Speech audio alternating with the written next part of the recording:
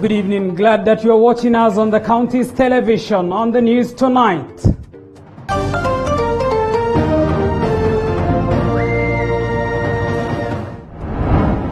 Sudi detained. Kapsaret Member of Parliament Oscar Sudi to spend 2 more nights in police custody. Sudi was arraigned at a Nakuru court but never took plea. And Malala wept. Emotional Kakamega Senator Cleophas Malala breaks down as he narrates his dramatic arrest. Malala says he never stage managed his arrest. The details here tonight. Mr. Chair, I carry a heavy heart with me.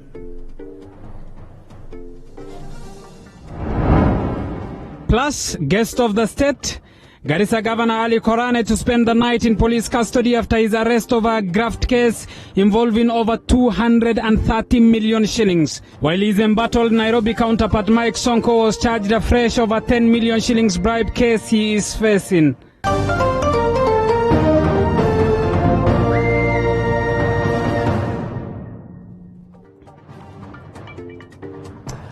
Wairimu is our sign language interpreter. TV47 News Tonight with me, Abu Bakar Abdullahi, begins right now. Good evening and welcome to the broadcast. Now, Kapsaret Member of Parliament Oscar Sudi will remain in police custody for 2 more days, pending the ruling on his bail and bond. Sudi was arraigned before a Nakuru court where he did not take plea. The prosecution has, however, filed an application before Nakuru Chief Magistrate to detain Sudi for 14 days. As police finalize the investigations. Mumbi Chege begins our broadcast tonight. Baada ya kuzuiliwa katika kituo cha polisi cha Nakuru usiku wa Jumapili, mbunge wa Kapsaret Oscar Sudi alifikishwa katika mahakama ya Nakuru Jumatatu. Sudi akishtakiwa kwa miongoni mwa mengine uchochezi, kukataa kukamatwa, kumjeruhi afisa wa polisi na kukosa nidhamu, upande wa mashtaka ukitaka Sudi kuzuiliwa. Well, we apologize for that mix-up. That story will be coming on your way shortly. And the 10 million shillings graft case against Nairobi Governor Mike Sonko and 2 other accused continued in a closed-door session with witness prosecution strategies such as pseudonyms being adopted in the case. This comes after Governor Sonko, all 3 accused, denied 13 charges against them. Take a look.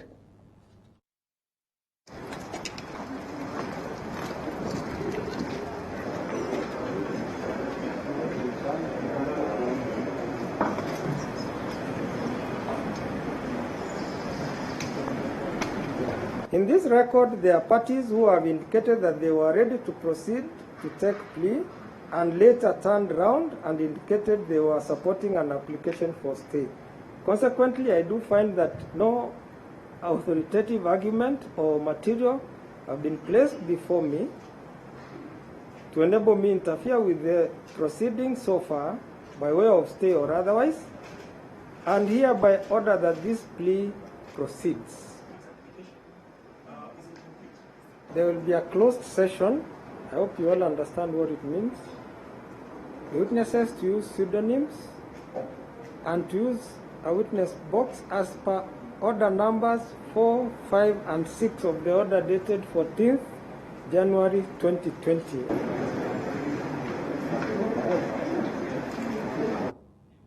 Elsewhere, Kakamega Senator Cleophas Malala and his Bomet counterpart Christopher Langat were emotional as they explained their recent arrest before a joint committee of the Senate's Committee on Justice, Legal Affairs and Human Rights and the National Security, Defense and Foreign Relations.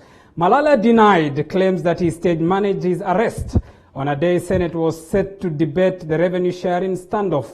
However, the government has also denied arresting the senators. This session will be more fruitful as we seek answers for our 3 colleagues. Appearing before Senate's Joint Committee on Senate Committees on Justice, Legal Affairs and Human Rights and National Security, Defense and Foreign Relations, an emotional Malala broke down as he denied stage managing his dramatic arrest. Chair. Thank you. Malala told the committee that his life is in danger. That I even sent the police a PIN number. Mr. Chair, I carry a heavy heart with me.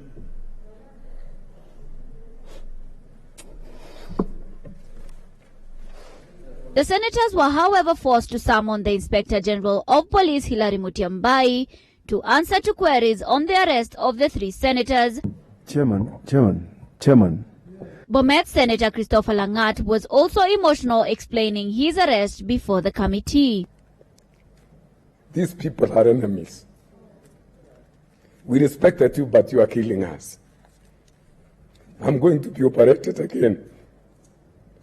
Go to Medill and you'll see the records. I can't walk now properly. DCI boss George Kinoti has, however, refuted claims of sending officers to arrest the three senators or even raiding any of their houses. I've been shown the photographs of, I think, three men, and I've confirmed to Senator that I've never seen those three men. That's what I confirmed. The vehicle that Senator Malala ended up in was green in color. I have the video of that vehicle. It was a Subaru. That Subaru that arrested Senator Malala while we were on our way to the Senate, the number plates were changed on the way to Nairobi area. So it's not enough to dismiss the question of the number plate, and it's not enough to dismiss the question of color. Three senators, Cleophas Malala, Christopher Langat, and Samburu Steve Lelegwe, were arrested on a day Senate was set to debate the revenue sharing formula. For TV47, I'm Nancy Kimuyu. Moving on, Garissa Governor Ali Korane, together with his co-accused, were today grilled at the EACC offices and thereafter arraigned at the Milimani Law Courts for hearing. This comes after they were charged with embezzlement of over 230 million shillings, which was a World Bank grant. However, the accused will spend a night in remand after the hearing was postponed to tomorrow.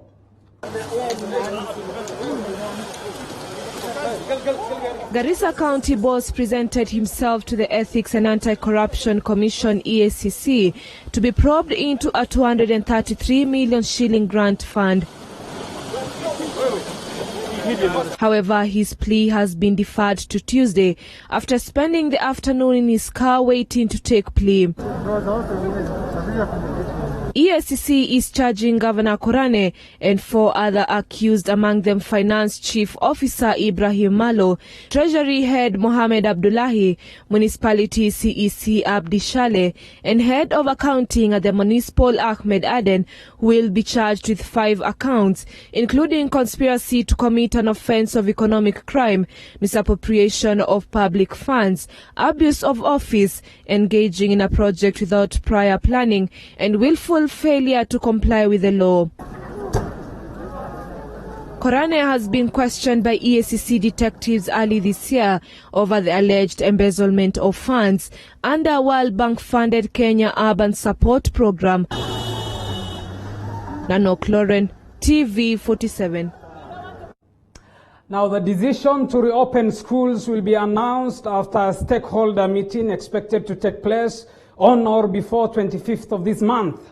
Education CS Professor George Magoha says a consultative meeting that will be chaired by Interior CS Dr. Fred Matiang'i and his health counterpart Mutahi Kagwe will discuss the matters directed by the President. Our Education Affairs reporter Andrin Kilemi has the details.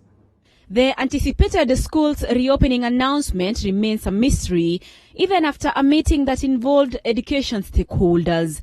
Education CS Professor George Magoha saying the decision on the reopening will be determined in a meeting to be held on or before the 25th of this month under Interior CS Fred Matiang'i and his health counterpart Mutahi Kagwe. We have decided to reactivate the smaller stakeholders group between now and Saturday to work on the finer details of proposals that shall be interrogated by this larger stakeholders group. And even at that time, if I succeed in getting backroom approval, then I will tell you what we have decided. The CS says following decreasing COVID-19 numbers in the country, his ministry will re-evaluate decisions that were made on the reopening school dates. And therefore, we have looked at all aspects starting from universities and tertiary colleges, TVETs and TTCs, secondary school sector, primary school sector, and the pre-primary school sector. And we, as stakeholders, have come to a consensus that indeed it is time to relook, because the doctor has told you the curve is flattening. Magoha had earlier revealed that the government had set aside 1.9 billion shillings to purchase desks and lockers that would facilitate social distancing. I have said in the past that social distancing in our public schools is going to remain a challenge. I've also said that there are certain things we are doing about getting masks at the very worst for the vulnerable and the less fortunate children. All those processes are ongoing. Professor Magoha has assured teachers employed by boards of management that their cash has been disbursed, saying the delay is occasioned by the normal cash flow within government. Pretend as if you don't know what cash flow in government looks like. But BOM teachers should actually now have been paid the bona fide ones. And I've said that many, many times. The cabinet and the government approved their payment over 6 weeks ago, and that position has not changed. Parents, teachers, and all other stakeholders in the education sector will now have to wait longer until the ministry makes a conclusive decision on reopening of schools. Andrew Kilemi, TV47, Nairobi. Moving on, Deputy President William Ruto has dismissed politicians claiming that President Uhuru Kenyatta wants to extend his term in office. The second in command says President Kenyatta is a firm believer of the principles of democracy and will not condone such a proposal. Dismissed politicians spreading information that President Uhuru Kenyatta wants to extend his term in office. Ruto says President Kenyatta was a firm believer of the principles of democracy and will not condone such a proposal. The second in command said such misinformation was causing unnecessary confusion among Kenyans. I don't think President Uhuru Kenyatta has told anybody that he wants his term extended. So where are these people finding all this? I would dare ask, ulisikia wapi? Jubilee's Vice Chair David Murathe and COTU Secretary General Francis Atwoli has been pushing for an extension of President Kenyatta's term, saying he is too young to retire. Meanwhile, Ruto has downplayed those pushing for BBI, saying the report is not yet known to Kenyans. Why is there a lot of drama to push for a document that Kenyans have not read? What is in it? We are going to support BBI at the right time. And the right time is when we have been told what is inside the copy of BBI. Ruto was speaking after meeting a delegation of leaders in his current office. His allies have pointed at ODM leader Raila Odinga, who's been criticizing Ruto's recent activities. Toshi kuchukua wheelbarrow kupatia vijana. Atipatia vijana, patia pikipiki, patia siji baiskeli, patia siji tangi ya maji, hapana. Watu wakipewa wheelbarrow, wakipewa bodaboda, anapinga. Na hakuna mtu yeye mwenyewe amepea kitu chochote. Na ile inapeanwa si yake. Kwa nini pilipili usiosila inakuashia nini? 2022 politics appear to be on top gear 2 years after the polls.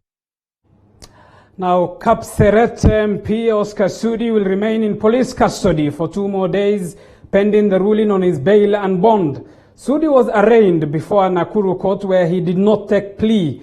The prosecution has, however, filed an application before Nakuru Chief Magistrate to be allowed to detain Sudi for 14 days as police finalize the investigations. Mumbi Chege has the details. Although Kapseret Member of Parliament Oscar Sudi did not take a plea, the prosecution intended to charge the legislator with 5 counts of hate speech, resisting arrest, assaulting a police officer, possession of firearm, and offensive conduct. Number 1 is hate speech, contrary to Section 13(1)(a) of the NTSC Act.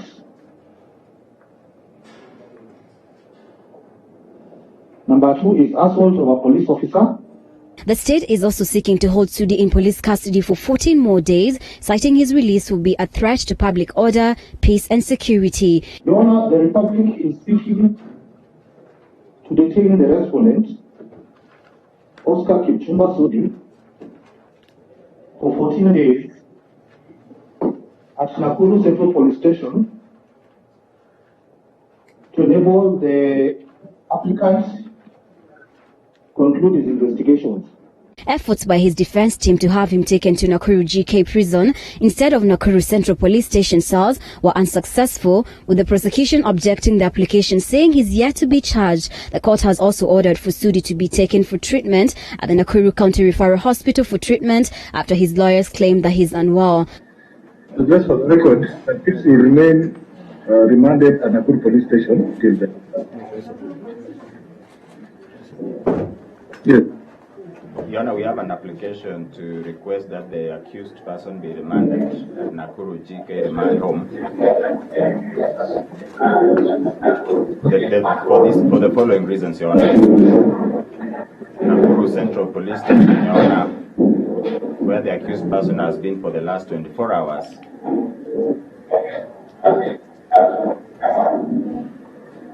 It is fairly congested in the estimation of the accused person and the defense counsel. We have perused all the paragraphs in the affidavit from paragraph 1 to 16, and the prosecution have not outlined their possible or intended witnesses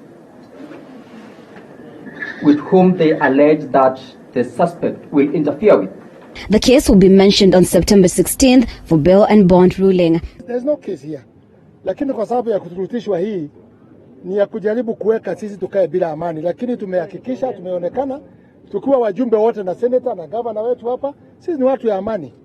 I have never had anyone who resists arrest or assaults an officer when he is not even present at the place where the police are supposedly have arrested him. And we all know that he presented himself voluntarily to the police station. Asking the people of Nakuru County and indeed Rift Valley at large that we maintain the peace. The MP surrendered himself at Langas police station on Sunday after a manhunt by the police of alleged hate speech against the president and Mama Ngina.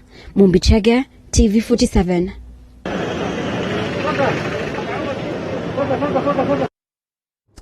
17 minutes past 9 p.m. Keep talking to us. The hashtag to use is Pandits Night. You're watching TV47 News Tonight with me, Abu Bakar Abdullahi. Time for us to take a short break. We still have a lot lined up for you. We'll be back with much more after this break. Stay tuned.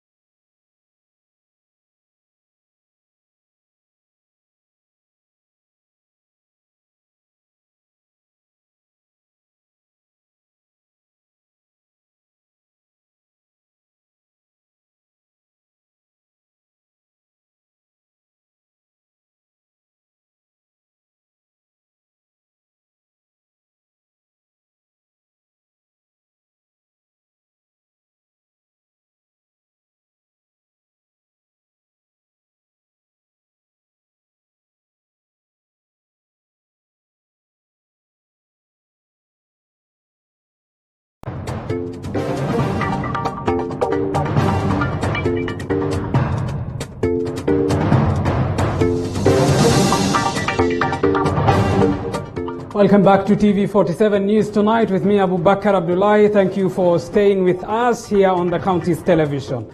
Now, the Judicial Service Commission says it has put in place adequate plans towards Chief Justice David Maraga's succession. The commission, alongside the CJ and his deputy Philomena Mwilu, appeared before Justice and Legal Affairs Committee of the National Assembly this afternoon. Maraga, however, chose a closed-door session to answer to queries on the disputed appointment of 41 judges by the president. What happens after his tenure, which is constitutional? So there's nothing that can jeopardize his position as the current Chief Justice of Kenya. It's a job just about us, as you are saying, discussing and coming up with views on how to progress as per the Constitution and the law. This is not the first time this is happening. When the last DJ left, we had a gap of some months. And we want to agree as a country whether we want to have this situation where one of the Chief Justice retires and we will always have this gap. And I think no better person will help us resolve how to move forward than the CJ himself. We want to know exactly what route map he has put in place so that we do not have any element of interregnum when he's not there, and that this is going to be smooth. And how much time, what is the expectation of Kenyans? When are they going to have the new Chief Justice? Mr. Chairman, from our own analysis and calculation, the total days required for the recruitment of Chief Justice is approximately 166 days, or about 5.5 months, unless there is no interruption. The process that is governed by statute passed by the National Assembly, Parliament, and we have no discretion in terms of varying those times. Elsewhere, Senate is set to make its 11th attempt in unlocking the ongoing revenue sharing standoff. The 12-member Select Committee was set to brief the House leadership and the members on its recommendations on the standoff that has derailed services at the devolved units. A section of senators are, however, promising to have counties at least get 50% of the share before the standoff is resolved. Wiper senators are still opposed to the third generation formula that will see populous counties gain more funds. The senators not called Akamkunji this morning suggests that the people who didn't want a consensus want this to be resolved by a vote. And I can tell you, take it to the bank, Tuesday is the day, the only day. Tomorrow, we will cast our votes. And those votes we will cast for a united country where our counties, and I gave you an example of our leadership. Our leadership in Wiper comprises of counties all over Kenya. There's no way Senator Wambua and I, who are members of Wiper, will vote for any formula that disadvantages Garissa, where our deputy leader comes from, or Wajir, where one of our members comes from. So we expect that tomorrow we will stand firm. This morning, Senator Malala has tabled documents showing a hit squad of 5 police officers who wanted to assassinate him. That matter is being interrogated at 2 this afternoon in the Senate. Why would anybody want to assassinate Malala for standing with 18 counties that are losing revenue?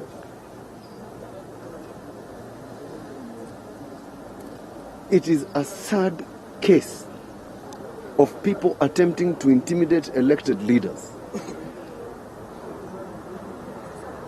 And not because that money is being voted for us to receive it as senators. Wambua is not going to receive a shilling. But when you deny Kitui County 500 million, you are not denying the governor of Kitui money. You are denying the women of that county medicine.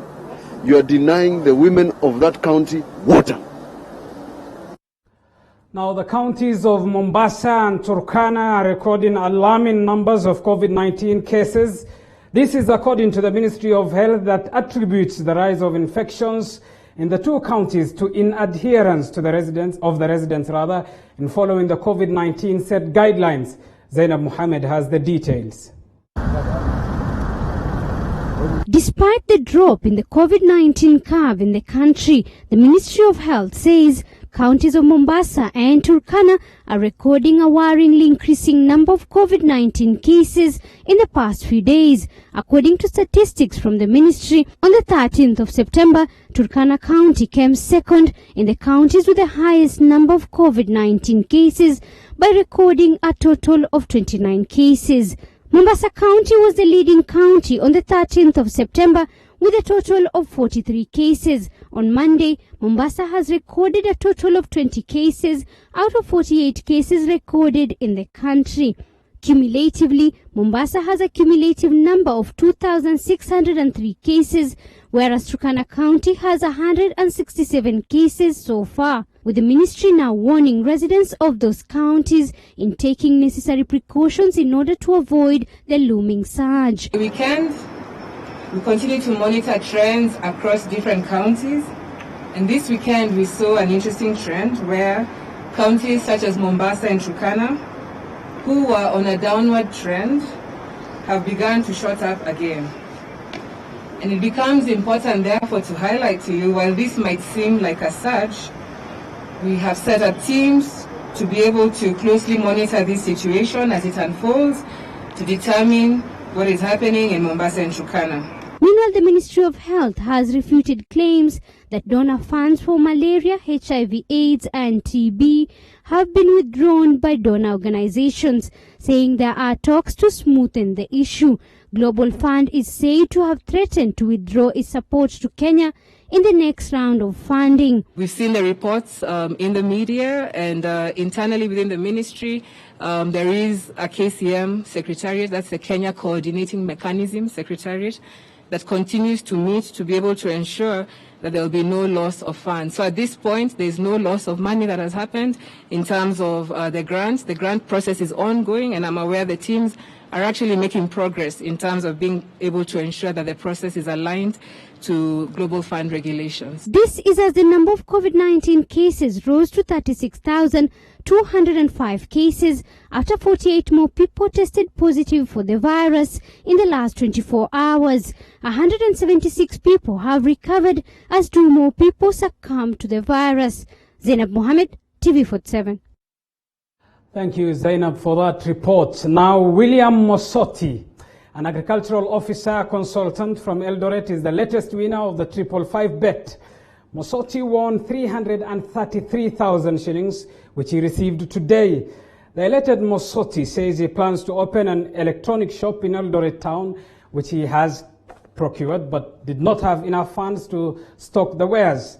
555 bet has the highest odds and is easy to use. Take a look.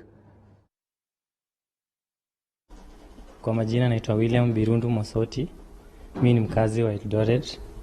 I'm 25 years old. Nimetoka Eldoret, nimebet na 555 bet. Nika win 333,000 Kenya shillings from 500 Kenya shillings. Ya hiyo feeling ya kuwin, like ukipata hiyo congratulation message unasikianga like hiyo ndio inakuanga motivation ya kila siku. Nilikuwa na chat na mabishto wangu FB, alafu nikaona advert ya 555 bet. Kuingia tu pale hivyo kwa 555 bet nikaregister, na namba yangu ya simu. Kidogo wakanipea tu free bet ya kwanza kutumia ka stake yangu. Kidogo tena wakanipea free bundles za kubet nayo sasa.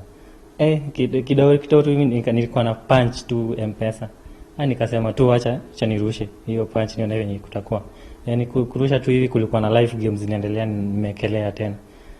Kidogo hivi wakanitumia congratulation message, nilikuwa nime live bet.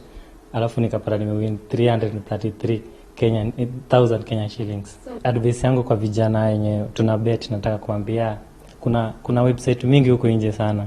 Kuna mingi sana, lakini tangu nipatane na 555 bet mazi hata sijaamini. Mimi niko tu hapa nafanya interviews, sijaamini hata. This is my first time. Niweka tu punch. Alafu hata siku ijaisha na nimewin 333,000 Kenya shillings. Well, congratulations to Mosoti. Elsewhere, Chelsea head coach Frank Lampard